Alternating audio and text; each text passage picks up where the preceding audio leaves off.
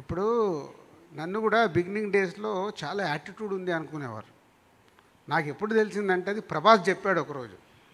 ప్రభాస్ ఏంటి నీ body language ఇది ఇలా చూస్తావు ఈడెవడరా బాబు ఇంత యాటిట్యూడ్ అనుకునేవని భయ్యా అన్నాడు.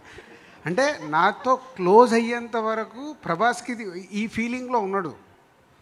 ఆర్యా సినిమా అయిపోయి మొన్న కథ గురించి మాట్లాడుతున్నప్పుడు కానీ ఆయనకు నేను అర్థం కాల.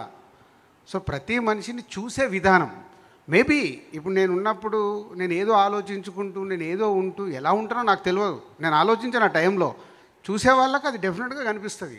ఇప్పుడు విజయ్తో నా జర్నీ ఆల్మోస్ట్ 5 years నుంచి నేను క్లోజ్గా చూస్తున్నాను. నిజంగా విజయ్కి యాటిట్యూడ్ ఉంటే నేను ఎప్పుడు వెళ్ళాలా?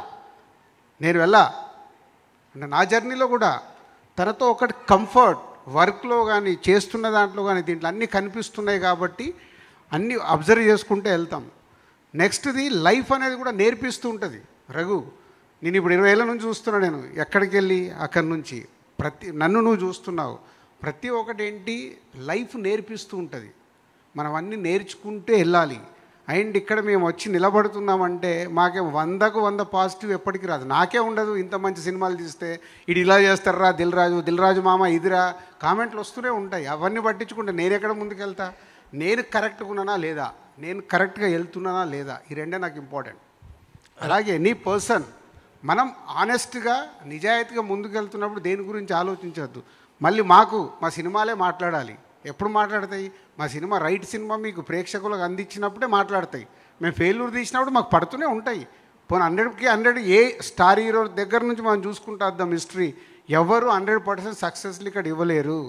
ఎగ్జాంపుల్ నేను మన మధ్యాహ్నం పవన్ కళ్యాణ్ గారు ఖుషీ టు గబ్బర్ సింగ్ 10 years పీరియడ్లో ఒక జల్సా ఒక గుడ్ ఫీలిం వచ్చింది. 10 years కానీ ఆయన స్టార్ ఇమేజ్ ఇంత కూడా కదలలే.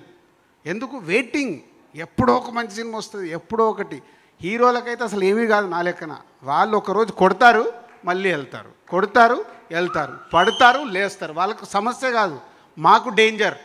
డైరెక్టర్లకి ప్రొడ్యూసర్లకి డేంజర్.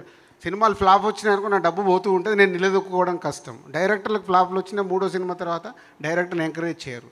కానీ హీరోలకు ఏమీ కాదు. సో ఈజ్ గుడ్ హార్ట్ కాబట్టి నేను నెక్స్ట్ కంటిన్యూ అవుతున్నాను. ఒక జర్నీ చేస్తే కానీ అర్థం కాదు. విజయ్